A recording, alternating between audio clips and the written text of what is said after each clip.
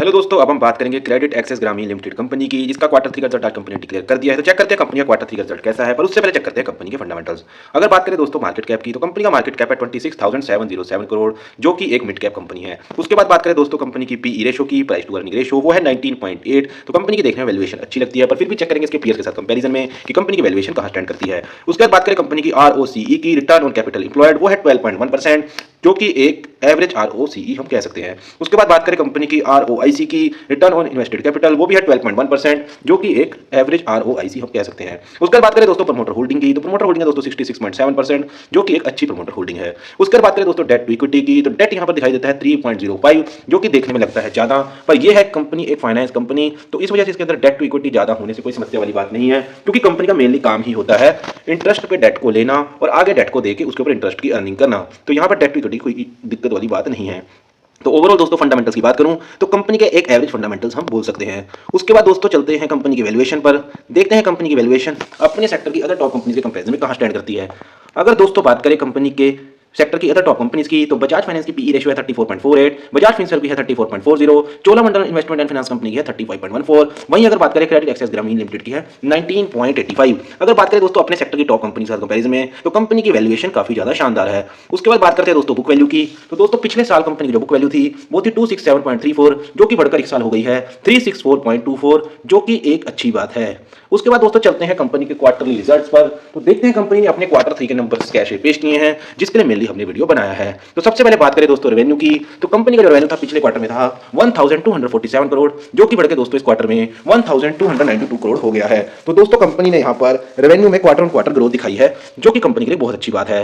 उसका दोस्तों देख लेते हैं क्या रेवेन्यू में ग्रोथ के साथ साथ कंपनी ने नेट प्रॉफिट में ग्रोथ दिखाई है। तो दोस्तों हाँ, यहाँ पर बिल्कुल कंपनी ने रेवेन्यू के साथ साथ नेट प्रॉफिट में भी ग्रोथ दिखाई है, जो कि 349 करोड़ से बढ़कर 353 करोड़ हो गया है। तो बात करें दोस्तों कंपनी के क्वार्टर ऑन क्वार्टर रिजल्ट की, तो कंपनी का क्वार्टर रिजल्ट बहुत ही ज्यादा शानदार आया है। उसके बाद दोस्तों देख लेते हैं कंपनी का comparison year on year quarterly result के साथ कि पिछले साल इसी क्वार्टर में कंपनी ने कैसा रिजल्ट पेश किया था, और एक साल के बाद कंपनी हमें क्या ग्रोथ करती दिखाई देती है, या स्टेबल खड़ी दिखाई देती है, या पीछे की तरफ जाती दिखाई देती है। तो दोस्तों अगर बात करें रेवेन्यू की, तो पिछले साल इसी क्वार्टर में कंपनी जो रेवेन्यू पेश किया था वो क्या था दोस्तों 908 करोड़ का, जो कि इस क्वार्टर में बढ़कर 1292 करोड़ का हो गया है। तो दोस्तों बात करें रेवेन्यू की, तो कंपनी ने क्वार्टर ऑन क्वार्टर भी रेवेन्यू में ग्रोथ दिखाई है, और ईयर ऑन ईयर क्वार्टरली भी रेवेन्यू में ग्रोथ दिखाई है, जो कि एक बहुत ही अच्छी बात है। इसके बाद देख लेते हैं दोस्तों क्या year on year net profit में भी कंपनी ने ग्रोथ दिखाई है। तो बिल्कुल दोस्तों यहाँ year on year net profit में भी कंपनी ने ग्रोथ दिखाई है, जो कि 216 करोड़ से बढ़कर 353 करोड़ हो गया है, 216 करोड़ से बढ़कर 353 करोड़ हो गया है। तो ओवरऑल दोस्तों बात करें कंपनी के क्वार्टर थ्री के नंबर्स की, तो कंपनी के क्वार्टर थ्री के नंबर्स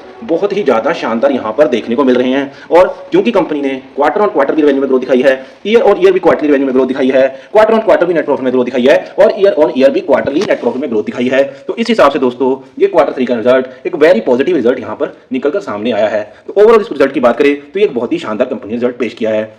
उसके बाद दोस्तों देख लेते हैं कंपनी का कैश फ्लो कैसा है। वैसे तो दोस्तों बैंकिंग और फाइनेंस कंपनीज का कैश फ्लो ज्यादातर नेगेटिव ही रहता है, तो दोस्तों यहाँ बिल्कुल कंपनी का कैश फ्लो नेगेटिव है। कैश फ्लो ऑपरेटिंग एक्टिविटी मार्च 2023 से नेगेटिव है, पर ये कोई चिंता की बात नहीं है, क्योंकि फाइनेंस कंपनी का बेसिकली काम ही कैश को आउटसोर्स करना होता है, जिसके ऊपर कंपनी इंटरेस्ट ज्यादा से ज्यादा अर्न कर सके। तो कंपनी के ऊपर डेट टू इक्विटी भी ज्यादा बना रहता है, क्योंकि पीछे से डेट कंपनी इंटरेस्ट पे लेती है, और कैश फ्लो भी नेगेटिव बना रहता है, क्योंकि उसी कैश को कंपनी आगे देकर उसके ऊपर और इंटरेस्ट कमाती है। तो इस वजह से ये कोई चिंता वाली बात नहीं है। उसके बाद दोस्तों चलते हैं कंपनी के शेयर होल्डर पैटर्न पर, तो कंपनी का दोस्तों शेयर होल्डिंग पैटर्न इस समय है, प्रमोटर्स की जो होल्डिंग दोस्तों इस समय है वो है 66.66 दिसंबर क्वार्टर 2023 में, जो कि पिछले क्वार्टर से 0.3% कम हो गई है। ये इन्वेस्टर्स के लिए सोचने वाली बात जरूर है कि कंपनी ने जब क्वार्टर थ्री का रिजल्ट इतना शानदार पेश किया है तो प्रमोटर ने अपनी होल्डिंग कम क्यों की है। उसके अलावा फॉरेन इंस्टीट्यूशंस की अगर बात करें तो फॉरेन इंस्टीट्यूशन लगातार इंडिया की हर फाइनेंस कंपनी और हर बैंकिंग कंपनी में अपनी इन्वेस्टमेंट लगातार बढ़ा रहे हैं, और कंपनी ने यहाँ भी फॉरेन इंस्टीट्यूशन ने पिछले क्वार्टर के मुकाबले इस क्वार्टर में अपनी इन्वेस्टमेंट यहाँ पर बढ़ा दी है, जो कि इन्वेस्टर्स के लिए अच्छी बात है।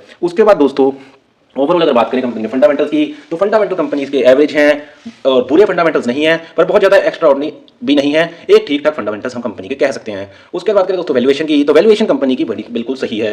उसके बाद बात करें दोस्तों बुक वैल्यू की, तो बुक वैल्यू दोस्तों यहाँ पर बढ़ गई है पिछले साल के मुकाबले, जो कि एक अच्छी बात है। उसके बाद बात करें दोस्तों क्वार्टर थ्री रिजल्ट की, जिसके लिए मेनली हमने वीडियो बनाया था, तो क्वार्टर थ्री के नंबर दोस्तों बहुत ही ज्यादा पॉजिटिव है। उसके बाद बात करें दोस्तों कैश फ्लो की, तो कैश फ्लो दोस्तों नेगेटिव है, पर जितनी भी बैंकिंग और फाइनेंस की कंपनीज होती हैं उनका मैक्सिमम कैश फ्लो नेगेटिव ही रहता है, जो कि कोई चिंता की बात नहीं होती। उसके बाद दोस्तों बात करें प्रमोटर होल्डिंग की, तो यहाँ बिल्कुल मिनिमम सी 0.3% की प्रमोटर होल्डिंग इस क्वार्टर में कम हुई है। वहीं एफआईआई की यहाँ पर इन्वेस्टमेंट बड़ी है। तो ओवरऑल दोस्तों ये था मेरा एनालिसिस क्रेडिट एक्सेस ग्रामीण लिमिटेड का Q3 रिजल्ट का। बाकी आपको मेरी वीडियो कैसी लगी आप हमें कमेंट सेक्शन में बता सकते हैं। अगर आपको वीडियो अच्छी लगी तो आप मेरी वीडियो को लाइक करें और आगे भी आप हर कंपनी का ऐसे ही क्वार्टर रिजल्ट का डिटेल एनालिसिस देखना चाहते हैं तो मेरे चैनल को सब्सक्राइब कर सकते हैं। Thank you very much.